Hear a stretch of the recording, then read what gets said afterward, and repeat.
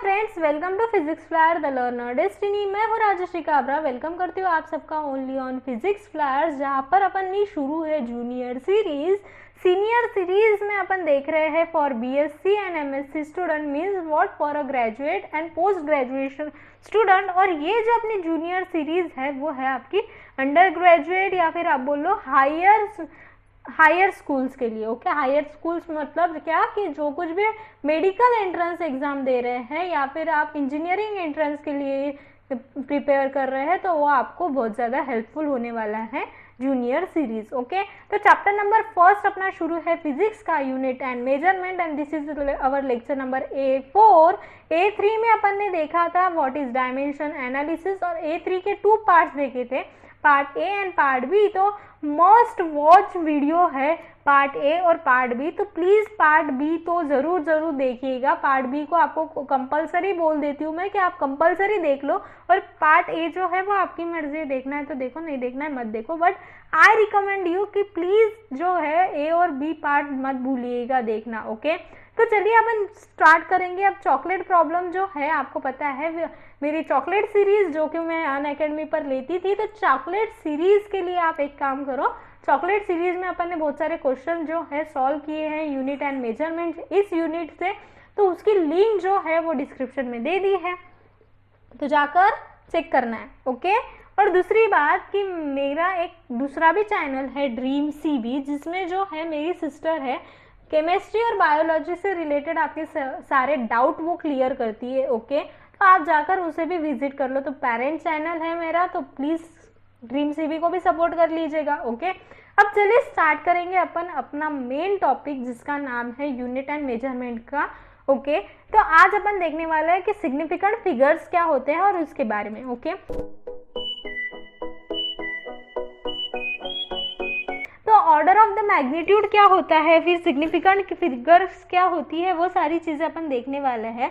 तो अगर अपन फिजिक्स की स्टडी कर रहे हैं, अगर अपन फिजिकल क्वांटिटीज की स्टडी कर रहे हैं, तो we have to deal with different magnitude. अगर अपन बात करें तो अपन को क्या करना पड़ता है, बहुत डिफरेंट मैग्नीट्यूड से डील करना पड़ता है।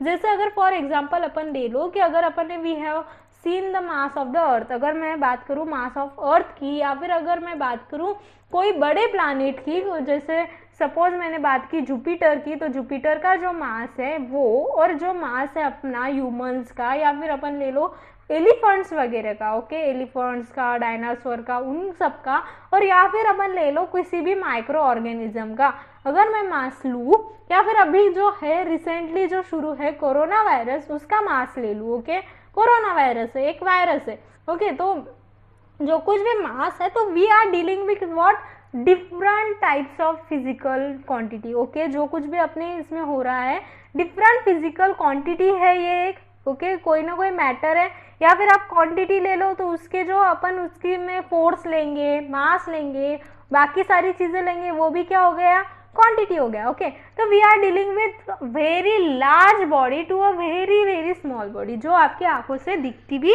नहीं है। मीन्स व्हाट के अपन डिस्कस करते हैं लार्ज वैल्यूज के बारे में, we are discussing about small values. Okay, और we are discussing about medium values. Okay, तो उनके मास जो है स्मॉल भी है, बड़े भी है, छोटे बड़े सारे हैं। ओके, तो अगर अपने को ये सारी चीज़ें जो है फिजिकली नोटेट कैसे करते हैं ये देखेंगे। सपोज अगर मैंने यहाँ पर जो है आपको यहाँ पर एक फोटो दिख रहा है ना, इस फोटो में मैंने क्या लिया है, मास ऑफ अर्थ। जो मास ऑफ अर्थ होता है वो होता है इतना, अब इतने सारे जीरोज जो होते हैं वो मास ऑफ अर्थ में लगाए जाते हैं।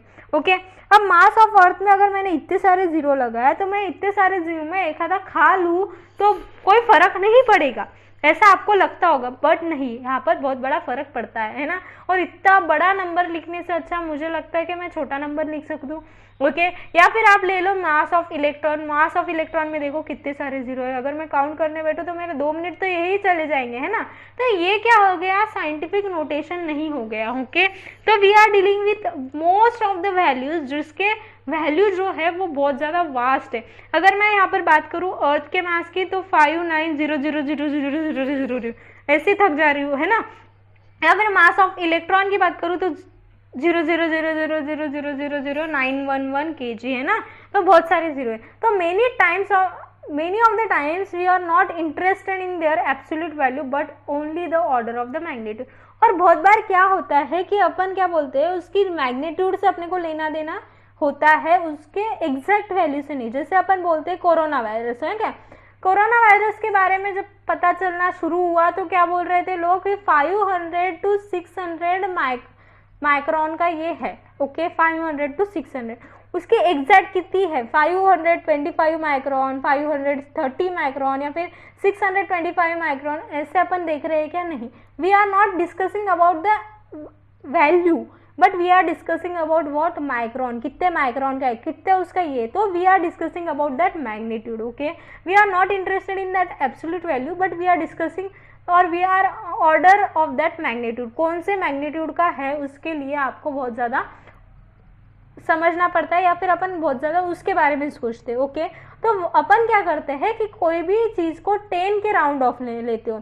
ओके कोई भी वैल्यू को क्या कर देते हैं, उसके 10 के राउंड ऑफ में लेके उसके ऑर्डर को पावर में लिख देते हैं. जैसे ये वैल्यू है तो अगर इसके आगे कितने जीरो है उतने जीरो अगर मैंने 10 के रेस्ट टू द पावर लिख दिए तो वो हो गया उसका सिंपल सॉल्यूशन. आपने इतने सारे जीरो लिखने का सिंपल सॉल्यूशन, इतने सारे जीरो लिखने का कटाला, आपने को ये की वैल्यू लिखने का तो कटाला आता है तो इतने सारे जीरो कौन लिखेगा, है ना.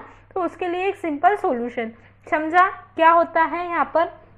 तो अपन यही देखने वाले हैं इसमें कि हाउ मच जो है वो देखो. अब यहाँ पर अपन देख रहे हैं डिफरेंट नोटेशन. अब यहाँ पर देखो फोटो में आपको दिख रहा होगा कि ये देखो distance from earth to sun, earth to sun का जो डिस्टेंस होता है वो होता है 1 5 0 1 2 3 1 2 3 1 2 3, है ना. मतलब इतने सारे जीरो कितने हो गए 3 3 3 हो गए 9 और एक 10 जीरो लग गए.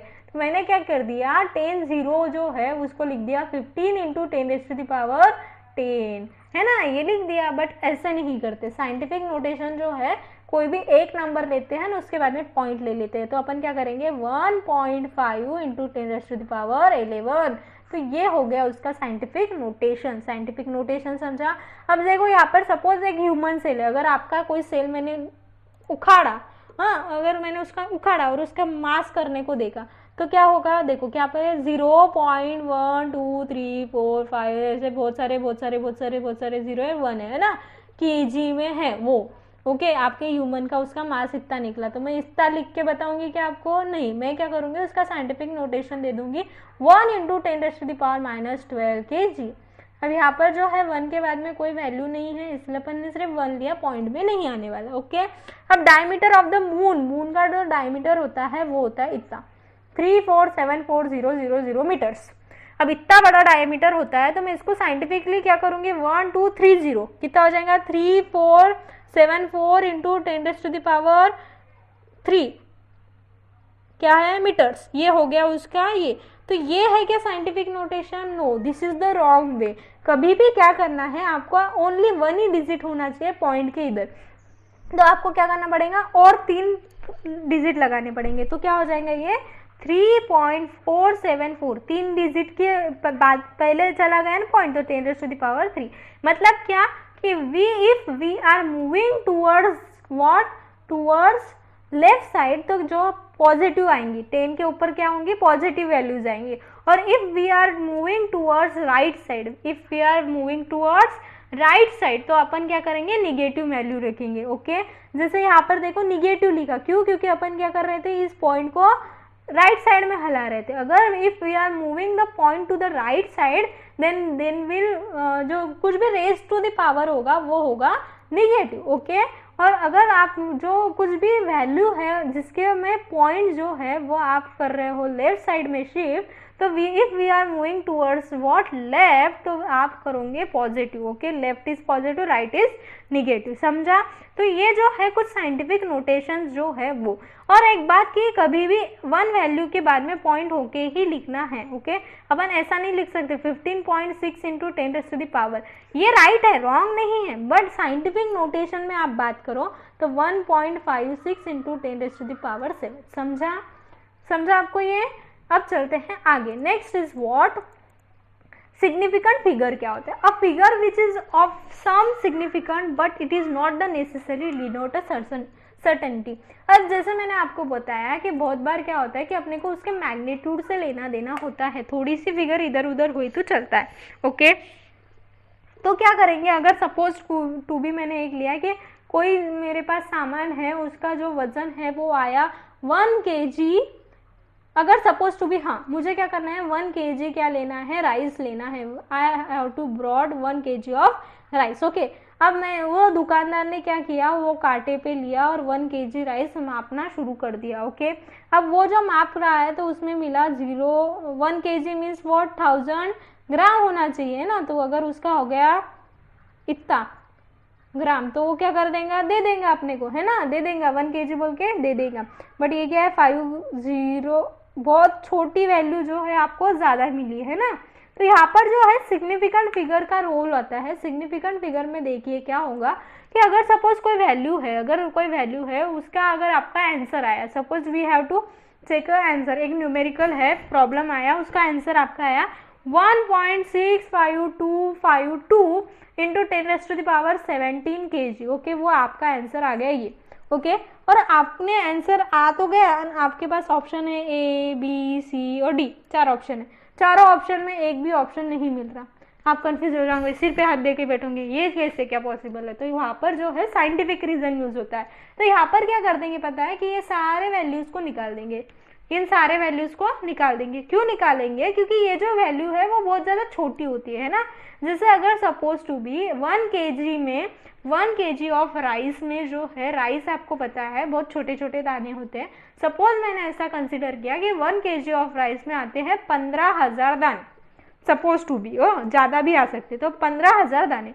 और अगर वो 1 kg ऑफ राइस में अगर मुझे 15,000 दो दाने पड़ गए, 15,000 और 2 दाने ज़्यादा पड़ गए, तो आप क्या करोगे, वो 15,000 दानों को काउंट करोगे क्या, नहीं, वो 2 दानों को छोड़ दोगे। कभी कभी तो ऐसा भी हो जाता है कि 2, 3, 4 दाने नीचे भी गिर जाते हैं ना, आपके वो पैकेट में नहीं आते, तो आप कंसिडर करते हो क्या, नहीं, क्योंकि वो बहुत छोटी वैल्यू हो जाती है, इस वजह से अपन इन सबको निगलेक्ट करते हैं। अब इसके कुछ रूल्स होते हैं ना, depend upon the accuracy of the measurement instrument, जो कुछ भी एक्यूरेसी है उसके हिसाब से सिग्निफिकेंट फिगर होती है।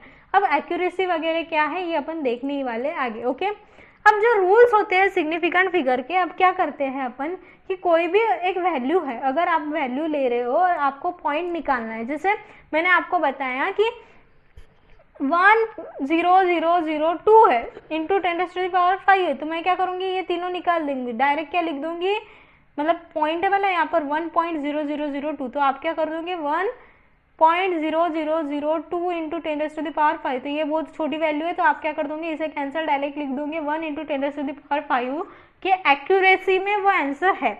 या फिर आप क्या करोगे, आपका अगर आंसर आया ऐसा 1.652 ऐसा आंसर आया, तो आप क्या करोगे, आपको ओनली 3 डिजिट में ही होना है, तो 1.65, तो 2 को आपने कुछ लिया नहीं, 2 को छोड़ दिया। ओके, और अगर सपोज ऐसा है 2.667, तो आप क्या करोगे 2.67, ये देखिए। अब यहाँ पर जो है मेन पॉइंट आता है, तो यहाँ पर जो होता है सिग्निफिकेंट फिगर की बात क्या है कि अगर जो कुछ भी आप राउंड ऑफ ले रहे हो वो 10 के राउंड ऑफ ले रहे हो, ये बात तो है, बट जब आप राउंड ऑफ लेते हो जैसे 1.652, आपको ये 2 को खाना है, तो ये जो 2 जो है वो 5 से क्या रहा, छोटा रहा, 5 से व्हाट, छोटा है, 2 क्या है 5 से छोटा है, तो अपन 2 को कर देंगे neglect, we can neglect this.